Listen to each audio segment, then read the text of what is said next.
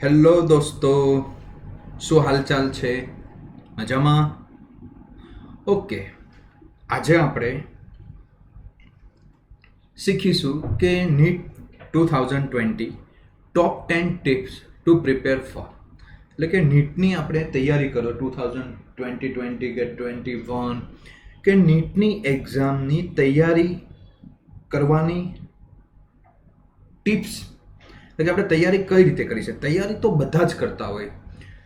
ગધેડા work, donkey work આપણે નથી કરવું, આપણે સ્માર્ટ વર્ક કરવું છે, બરોબર છે? કામ બધા કરતા હોય. Vote is different between smart work and hard work? તે સ્માર્ટ વર્ક એટલે કે તમે યોગ્ય આયોજન અને પદ્ધતિથી અને ગોલ સેટિંગથી કામ જે કરો છો પદ્ધતિપૂર્વક નિયમિત, તે જે છે એ સ્માર્ટ વર્ક છે. તો આપણે એવી 10 ટિપ્સ જોઈશું કે એમાં આપણે કે કઈ રીતના રીડિંગ કરવું, કઈ બુક યુઝ કરવી, કે કામ કરવાની પદ્ધતિ આપણે જાણવાની છે. અને મને વિશ્વાસ છે કે આ વિડીયો તમે સાંભળ્યા પછી તમારી કામ કરવાની પદ્ધતિમાં 100% સુધારો આવશે અને તમારો જે નીટનો સ્કોર છે 720માંથી એમાં પણ 100% સુધારો આવશે. તો આપણે જોઈએ એક top 10 tips to prepare for NEET. સૌથી પહેલાં જોઈએ 10 ટિપ્સમાંથી પહેલા નંબરની ટિપ્સ છે proper time table. Proper time table બનાવવું ખૂબ જ જરૂરી હોય છે. જેમ કે જ્યારે પણ તમે પ્રિપેરેશન જે છે કે પ્રિપેરેશન તમે શરૂઆત કરો છો તો પ્રોપર એક સ્ટડી પ્લાન, એટલે કે ઓનલી હું એમ નથી કહેતો કે ખાલી ટાઈમ ટેબલ બનાવો, પ્રોપર યોગ્ય એમ સ્ટડી. અને સ્ટડી પ્લાન મીન્સ કે તમે આજે શું વાંચવાનો છો, કેટલા કોન્સેપ્ટ તમે પૂરા કરવાના છો, તેનું એક આયોજન તમે બનાવો. ડાયરેક્ટ ભાઈ ફિઝિક્સ બુક આવી ચાલો હું વાંચી નાખું, બાયોલોજી આવી ચાલો રીડ કરી નાખું, એ રીતે નહીં. આયોજનપૂર્વક તમે કામ કરો. Try to study for 7-8 hours minimum, એટલે કે તેનાથી પણ તમે વધુ રીડિંગ કરી શકો. અને પ્રોપર સ્લીપ. હવે ઘણા વિદ્યાર્થીઓને ખાસ મારે સૂચના છે કે પ્રોપર સ્લીપિંગ, એટલે કે ઊંઘ પણ પૂરતી લેવી જોઈએ. પણ પ્લાનિંગ પણ યોગ્ય બનાવો ને ઊંઘ પણ તમે પૂરી લ્યો, બરોબર છે? અને plan out your time in such a way that all the topics are covered at the end of the preparation. એવું હવે proper time table and planning, what is different? Proper time ટેબલનો મતલબ કે જ્યારે તમે રાતે સ્લીપિંગ, એટલે કે સૂવા માટે જાઓ, આખા દિવસ પછી તમે જુઓ કે તમે પ્રોપર જો ટાઈમ ટેબલ અને પ્લાનિંગથી જો વર્ક કરેલું હોય તો તમે જે આયોજન કરેલા હોય જે ટોપિક એ તમે કમ્પ્લીટ કરી શકો. એટલે કે તમે આખા દિવસ પછી બધા ટોપિક તમે જે ટાર્ગેટ હોય તમે પૂરો કરી શકો. કે તો મારી છે કે પ્રોપર તમે ટાઈમ ટેબલ બનાવો અને સવારે ઉઠીને પહેલાં તમે એક સરસ મજાનું પ્લાનિંગ બનાવો. Okay, study from NCERT book. Most IMP છે. એનસીઆરટી બુકમાંથી જ રીડિંગ કરો. નીટવાળા વિદ્યાર્થીઓને ખાસ કહેવું છે કે NCERT book are sufficient for the preparation of the NEET. Okay, તમારે તો નીટની એક્ઝામ આપવાની છે, તો નીટની એક્ઝામ માટે જે ટોપરોનું કહેવું છે તે પ્રમાણે કે એનસીઆરટીની બુક છે એ યોગ્ય છે, પૂરતી છે એમ. તમારે જો આઈઆઈટી અને આઈઆઈટી એડવાન્સની આપણે વાત કરીએ તો એના માટે એનસીઆરટી પૂરતી નથી, એના માટે એક્સ્ટ્રા મટીરિયલ કરવું પડે. પણ નીટની એક્ઝામ માટે તો એનસીઆરટીની બુક ઉપર 100% વિશ્વાસ રાખો અને તે જ વારંવાર સોલ્વ કરો. ટોપરના ઇન્ટરવ્યૂ પરથી આપણે જાણી શકાય કે એનસીઆરટીની બુક આ સેલ્ફ કન્ટેનેડ, એટલે કે ખૂબ એટલે ખૂબ આપણા માટે પૂરતી છે. અને એ બુક તમે એનસીઆરટીની ખાલી માત્ર રીડિંગ વારંવાર કરો તો પણ ઇનફ છે. હવે proper preparation can be done from those book. આ બુકમાંથી હવે પ્રોપર પ્રિપેરેશન અને ઓનલી પ્રિપેરેશન, પ્રોપર પ્રિપેરેશન અને ઓનલી પ્રિપેરેશન ડિફરન્સ છે. ઓનલી પ્રિપેરેશનમાં એટલે તમે એનસીઆરટીની બુક બાયોલોજીની મેં રીડ કરી નાખી એમ તમે કહો, પછી એમાંથી કોઈ ક્વેશ્ચન પૂછવામાં આવે તો પછી તમને આવડતો ન હોય તો એને ઓનલી પ્રિપેરેશન જ કરી કહેવાય. પણ પ્રોપર પ્રિપેરેશન કરો એટલે કે નાનામાં નાની બાબત ઝીણવટપૂર્વક અને સમજી વિચારીને તમે તૈયાર કરેલી હોય છે. And preparing from the other books create confusion. હવે ઘણા વિદ્યાર્થીઓને મેં જોયેલા છે એનસીઆરટી બાકી હોય છે અને કે સર આ મટીરિયલ કરું, આ બુક્સ કરું, ફલાણી બુક્સ કરું. તો આ રીતે કન્ફ્યુઝ થવા કરતાં માત્ર ને માત્ર એનસીઆરટી ઉપર ધ્યાન આપો. ટોપર વિદ્યાર્થીઓનું સજેશન છે કે એની કરતાં તમે એનસીઆરટી કરો. ઘણી બુક તમે ભેગી કરશો તો કન્ફ્યુઝન થશે, એનાથી તમે કંઈ પણ રીડિંગ કરી શકશો નહીં. So make sure you stick to the NCERT only. તો બાય ધ વે કહેવાનો મારો મિનિંગ એ છે કે તમે માત્ર એનસીઆરટી બુક ઉપર જ ફોકસ કરો, એનસીઆરટીને બુકને જ તમે વર્ગી રહ્યો, બરાબર છે. એટલે NCERT is a most IMP, બરાબર. આ ટોપરોનું પણ કેવું છે, અમારા બધા ફેકલ્ટીનું પણ કેવું છે. એટલે એનસીઆરટી ઉપર તમે ધ્યાન આપો, મોસ્ટ ઓફ કન્સેપ્ટ બધા કવર થઈ જતા હોય છે. Prepare for mock test. હવે મોક ટેસ્ટ શા માટે હોય છે તેની આપણે જોઈએ કે mock test basically prepare you for the exam in the advance, બરાબર છે. એટલે તમને નીટની જે એક્ઝામ આવનારી હોય તો તેની માટે જે તૈયાર તમને કરવાના છે તો એના માટે મોક ટેસ્ટ આપવી જરૂરી હોય છે. કઈ રીતે તૈયાર? હવે જો તમે મોક ટેસ્ટ આપો તો તે ફાયદો શું થાય છે? એક્ઝામ પહેલાં તમે આ બધા મોક રાઉન્ડ આપો તેનાથી બેનિફિટ શું થાય કે તમારી જે એફિશિયન્સી હોય છે, એટલે કે પ્રોબ્લેમ સોલ્વ કરવાની જે એફિશિયન્સી, એટલે જે પણ પ્રોબ્લેમ સોલ્વ કરવો એ સચોટ રીતે સોલ્વ થાય, અને સ્પીડ અને પ્રોબ્લેમ એટલે કે ક્વેશ્ચન સોલ્વ કરવાની ઝડપ જે છે ને જે સોલ્વ કરેલા સાચા પડે એટલે કે એફિશિયન્સી એ તમારી વધે. એટલે કે ઇન્ક્રીઝિંગ યોર એફિશિયન્સી અને સ્પીડ વધારવા માટે જે મોક ટેસ્ટ ખૂબ જ અગત્યનું હોય છે, બરાબર છે. ફોર્થ જોઈએ સેલ્ફ સ્ટડી. સેલ્ફ સ્ટડી એટલે તમે જોઈએ કોચિંગ ઇન્સ્ટિટ્યૂટમાં હોય make sure you make for time for self, પણ કોચિંગ ઇન્સ્ટિટ્યૂટમાં સર તમને સ્ટડી કરાવતા હોય, પણ study to date will enable you to know your strength and weakness. હવે તમે જે સેલ્ફ સ્ટડી કરો તો સેલ્ફ સ્ટડી કરવાથી ફાયદો શું થાય છે કે તમને ખબર પડે કે મારી સ્ટ્રેન્થ શું છે અને વીકનેસ શું છે, બરોબર છે. હવે તમારી સ્ટ્રેન્થ એન્ડ વીકનેસ તો તમને જ વધારે ખબર પડવાની છે, પણ એ પણ ક્યારે ખબર પડે? જ્યારે તમે સેલ્ફ સ્ટડી કરશો ત્યારે. એટલે સેલ્ફ સ્ટડી ખૂબ જ અગત્યનું હોય છે કે તમે જાણી શકો કે મારું કયો ટોપિક મારું સ્ટ્રેન્થ છે, કયો સબ્જેક્ટ છે, મારું વીકનેસ, મને ક્યાં પ્રોબ્લેમ સોલ્વ કરતી વખતે મારી ક્યાં ક્યાં ભૂલ થાય છે, તે બધું જાણી શકાશે સેલ્ફ સ્ટડી કરવાથી. Solve previous years question. શા માટે? હવે અત્યારે તમારી પાસે સમય હોય તો પ્રેક્ટિસ મેક્સ મેન પરફેક્ટ. તમે જેટલા પ્રીવિયસ યરના એટલે આગળના વર્ષના તમે ક્વેશ્ચન સોલ્વ કરશો વારંવાર કે જેનાથી તમને શું ખબર પડશે કે practise more and more question from the previous year papers. તો practising from this paper help us to know the pattern of question. તમે શું જાણી શકશો કે કઈ ટાઈપના ક્વેશ્ચન નીટની એક્ઝામમાં પૂછાઈ શકે છે, એક પ્રકારની પેટર્ન, કઈ ટાઈપના ક્વેશ્ચન પૂછાય છે એ તમને ખબર પડશે. એટલે કે પેટર્ન ઓફ ક્વેશ્ચન જાણવા માટે વારંવાર સોલ્વ કરો. એક વખત થઈ ગયું છે, બીજી વખત સોલ્વ કરો, ત્રીજી વખત કરો, આકડા પ્રીવિયસ યરના ક્વેશ્ચન જ સોલ્વ કરો, જેનાથી તમને ખૂબ જ ફાયદો થશે. Understand the concept. હવે જે કન્સેપ્ટ સમજવા ખૂબ જ જરૂરી હોય છે.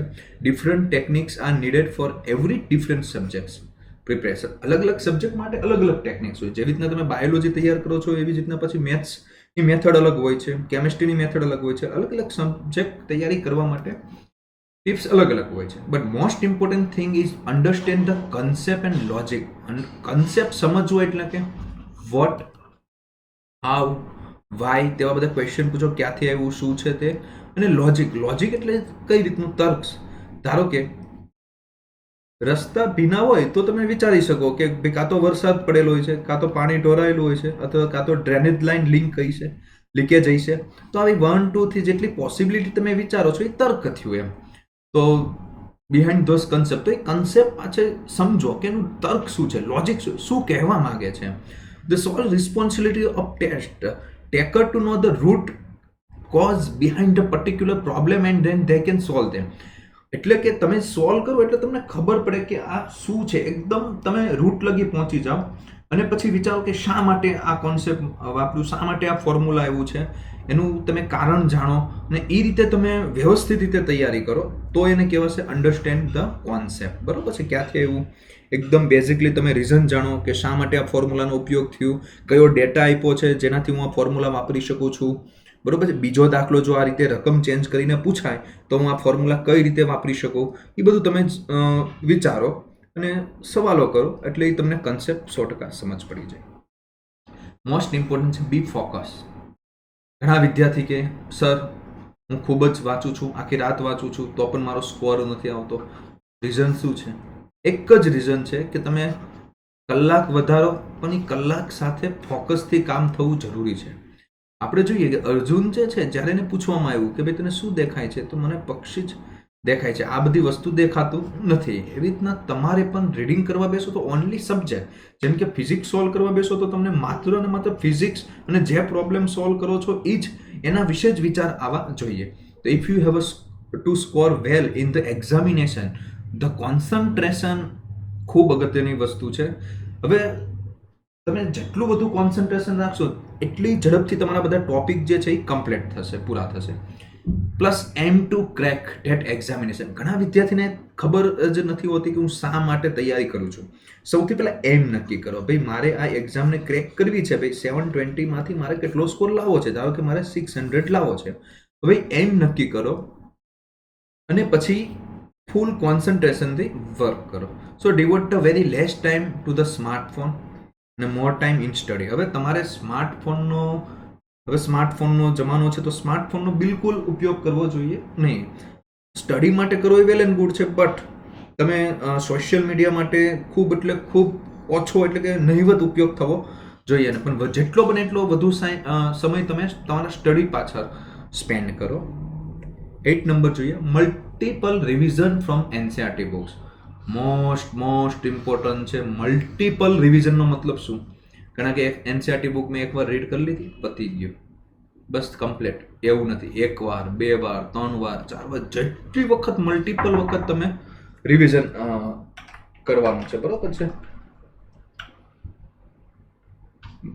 મલ્ટિપલ વખત તમારે શું કરવાનું છે? રિવિઝન. એટલો તમને બેનિફિટ થશે. શું ફાયદો થાય? સર એક વખત વાંચ્યું, બીજી વખત ત્રીજી વખત શું ટાઈમપાસ છે? શું ફાયદો થાય જાણીએ. Make sure that NCERT book are refer at time and again till the time of examination. So mugging up and understanding any new concept. તમે વારંવાર તમે રીડ કરશો એનસીઆરટી, એટલે જેનાથી તમને મગિંગ અપ એટલે કે તમને જે કોન્સેપ્ટ છે એ ખૂબ અને ખૂબ જ ડીપલી તમને સમજ પડી જશે, એક ઊંડાણપૂર્વક. તો will not make much of difference. હવે તમે વારંવાર ધારો કે એનસીઆરટી બુક વાંચો, બાયોલોજીની વારંવાર વાંચો છો, તો તમને એકદમ માઇનોર ડિફરન્સ સમજમાં આવશે. એકદમ તમે ડીપલી અને શાર્પ અન્ડરસ્ટેન્ડિંગ વધશે. એટલે તમારી પાસે સમય હોય તો મિનિમમ વારંવાર મલ્ટિપલ રિવિઝન એનસીઆરટી જ કરો. જો મને એટલી ખબર છે કે 10 બુક અલગ અલગ તમે રીડ કરો એક વાર, એની કરતાં એક બુક તમે 10 વખત રીડ કરવું સારું. એટલે કે એક ફૂટના તમે 10 ખાડા કરો એની કરતાં એક જ ખાડો તમે 100 ફૂટનો કરો તો બેનિફિટ શેમાં છે? 100 ફૂટનો એક ખાડો કરવા માટે. એટલે રિવિઝનનું આ રીતે તમે ટાઈમ ટેબલ બનાવો, સોમ, મંગળ, બુધ, ગુરુ, શુક્ર, શનિવારનું, બરાબર છે, કે જેનાથી તમને ફાયદો થશે. ને રિવિઝન માટે અમુક સમય ફાળવો કે ભાઈ મારે 2 કલાક રિવિઝન કરવાનું જ છે એનસીઆરટીનું, એટલે તમે એ રિવિઝન કરો. Stay healthy. હવે ઘણા વિદ્યાર્થીઓ ઊંઘ બરોબર લેતા ન હોય, સવારે ઉઠે ક્યારેક રાતે જાગે, એવું નહીં. Don't neglect your health in the preparation of the exam. તમારી હેલ્થનું તો ખાસ તમે ધ્યાન રાખો. So take enough break between the study. વચ્ચે થોડો માઇનર બ્રેક લ્યો, 5-10 મિનિટનો. Eat well as well, sleep well. સારું ખાઓ, એવું હાઇજેનિક સારું એવું ફૂડ તમે લ્યો અને સારી એવી ઊંઘ પણ લ્યો જે જરૂરિયાત મુજબ હોય તે. પ્લસ 50 મિનિટ તમે રીડ કરો, 10 મિનિટનો બ્રેક લ્યો, જેનાથી તમારી પ્રોડક્ટિવિટી શું થશે? તમારી વધશે. બરાબર છે. એટલે પ્રોડક્ટિવિટી વધારવા માટે ખાસ 50 મિનિટનું રીડિંગ કરો, 10 મિનિટનો બ્રેક લ્યો, પાછું 50 મિનિટ, 10 મિનિટનો બ્રેક લો. આ રીતે તમે વર્ક કરશો તો તમારી પ્રોડક્ટિવિટીમાં વધારો થશે. ટાઈમ મેનેજમેન્ટ મોસ્ટ ઇમ્પોર્ટન્ટ છે. પેપરમાં ટાઈમ મેનેજમેન્ટ ખૂબ ભાગ ભજવે છે. According to tips of the topper, try to attempt the question biology. હવે જોઈએ કે બાયોલોજી, કેમેસ્ટ્રી અને ફિઝિક્સ હોય છે. હવે આપણે જોઈએ કે સૌથી પહેલાં ત્રણેયમાંથી કયો સબ્જેક્ટ કરવાનો? બાયોલોજી કરો, અને એને તમે 45 મિનિટમાં તમે 90 ક્વેશ્ચન એટેમ્પ કરી શકો, બરાબર છે. એટલે 90 ક્વેશ્ચન તમે સોલ્વ કરો. કેમેસ્ટ્રીમાં તમે 45 થી 50 મિનિટ જ આપો 45 ક્વેશ્ચન સોલ્વ કરવા માટે. અને ફિઝિક્સમાં તમારે 80-90 મિનિટ તમે ફિઝિક્સ પાછળ આપો, કારણ કે physics section is the most time taking section, કારણ કે આમાં તમારે કેલ્ક્યુલેશન પણ આવશે, બરાબર છે. એટલે જ્યારે પણ તમે એક્ઝામ આપો છો, મોક ટેસ્ટ આપો, નીટની એક્ઝામ આપો, તો તેના માટે ટાઈમ ખૂબ અગત્યનો ભાગ ભજવે છે. તો તમારે ટાઈમ મેનેજમેન્ટ કરવું જરૂરી છે. સૌથી પહેલાં બાયોલોજી કરો. બાયોલોજીમાં ઘણા વિદ્યાર્થીઓ 90 મિનિટ્સ આપી દે, સ્વાભાવિક છે. બાકીના બે ફિઝિક્સ 45 મિનિટમાં કમ્પ્લીટ કરવું ટફ થઈ જવાનું છે, કારણ કે એમાં કેલ્ક્યુલેશન છે. તમે ક્વેશ્ચન રીડ કરો, અન્ડરસ્ટેન્ડ કરો અને પછી તમે વિચારો કયો મારે ફોર્મ્યુલા મૂકવાનું છે. એટલા માટે ફિઝિક્સને ઓલવેઝ તમે 80 to 90 મિનિટ જ આપો, કેમિસ્ટ્રીને 45-50 મિનિટ આપો, અને જેટલો બને એટલો બાયોલોજીને 45થી સમય જેટલો બને એટલો 45 મિનિટ સમથિંગ જ તમે આપો, બરાબર છે, જેનાથી તમારો સ્કોર એકદમ બુસ્ટિંગ થઈ શકે. ઓકે વિદ્યાર્થી મિત્રો, તો આ મેં તમને 10 ટિપ્સ આપેલી છે, ખૂબ જ અગત્યની છે. આ 10 ટિપનું તમે સાંભળવાથી નહીં પણ તેનું તમે આજે જ અમલીકરણ કરો, અને જો તમે આ ટિપ્સનું અમલીકરણ કરશો એટલે 100% તમારામાં ઇમ્પ્રુવમેન્ટ આવશે. જો તમને આ વિડીયો પસંદ આવે તો નીચે તમે કોમેન્ટમાં લખી શકો. ઓકે, ફરીથી આપણે મુલાકાત લઈશું. ધન્યવાદ.